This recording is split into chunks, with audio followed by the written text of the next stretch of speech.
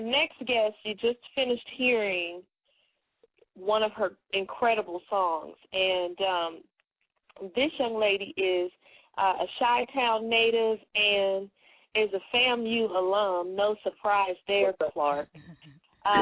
She released her debut album, All Hearts, No Regrets, in March of 2010. And she's also featured in the May 2011 music issue of Elle magazine as an artist on the rise. Please welcome to the conversation, KJ Rose. Hey. Hey, welcome. Hi, welcome. Thank you for stopping by. Thank you so much. Hey, Clark.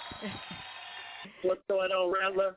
Oh, nothing. Excited. Thank you guys so much for reaching out to me. Thank you so much. There you guys go with all that rattling. I know. I'm sorry. We'll save it for later. What's going on? Now, KJ, I'm going to just jump right in. Okay. Everybody has a story. Okay. So what's yours? My story. Okay. I moved out here after I graduated from FAM, not necessarily to be an artist, but there was something burning in New York for me, and I didn't know what that was.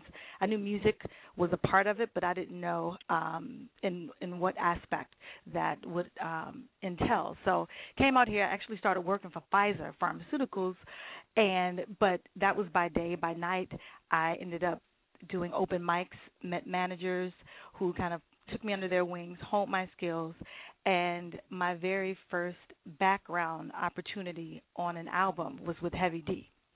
So that was my just first introduction, and it wasn't like they were specifically looking for me. I think they were just looking for somebody at 11:30 at night that was available, that could hold a tune, and they had no idea that it would be such a blessing to me.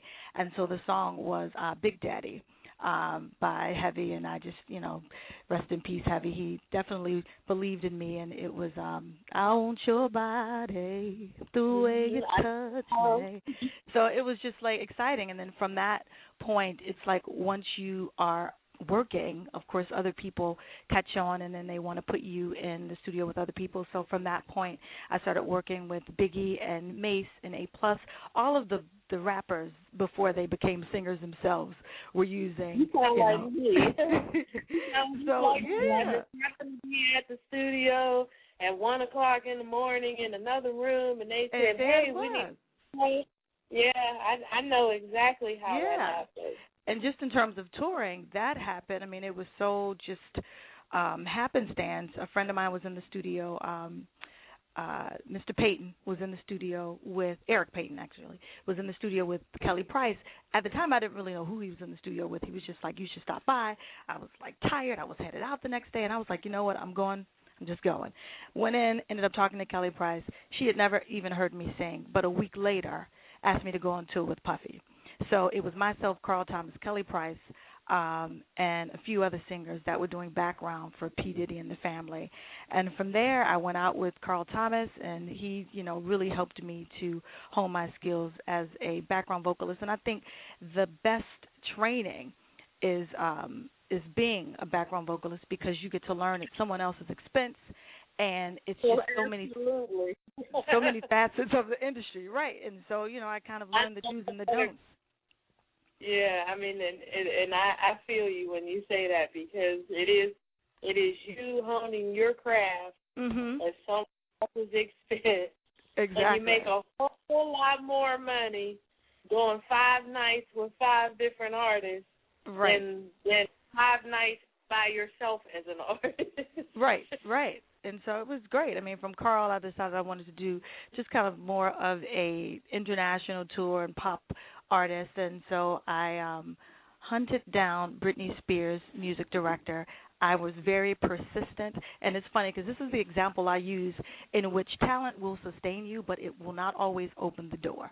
There's so many great singers, and so I had to figure out what I was best at, and I know I have the tenacity of a bull. Like, I am just going to stay on you, wear you out. So I used the wear down method to get the job with Britney Spears, and finally he was like, "Look, nobody has really called me this often. It is yours if you want it," and I was on tour with Britney.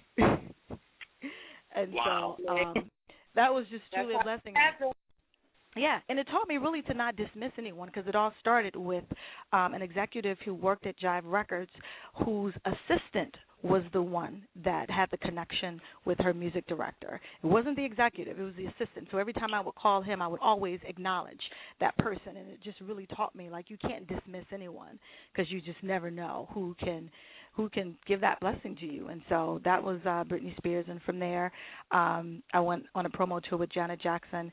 And so after a while I started feeling as if although these were great experiences and the prestige was great, I didn't know if I was hiding at this point in the background as opposed to, learning. And so I think it just became a matter of fear. And I said I didn't want to look back and have regrets of being 60 and still on the road, as a background singer, which is not a bad thing.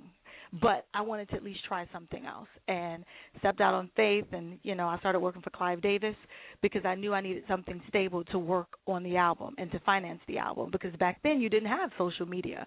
So it was hard to kind of do your own thing as well as be on the road. So I worked for him. He never knew that I sang. And because I just felt like it was kind of trite to come into the office as an assistant and just happen to sing. So it was coming and singing all day long. Yeah. But I was just soaking up. I was soaking up all of the knowledge, and just really being a sponge there. So it wasn't until I got an offer to go back out with Janet that I finally divulged to Clive that I was a singer. And, it was just so great. Like, I would come into his office to bring him tea. And that was the thing about working for him. For all of the tedious task that I would have to do, I wanted to make sure that I also got information from him. So I'm like, if I'm going to bring you tea, you're going to answer this question. That was my method. And so finally I told him I was going out with Janet, and he was just elated for me. And to this day, I can send him songs and get feedback. And I just feel like that was just such a great relationship to have. And I was trying to be strategic and not kind of divulging too early that singing was what I did. I really wanted him to respect me first in the job that I was in.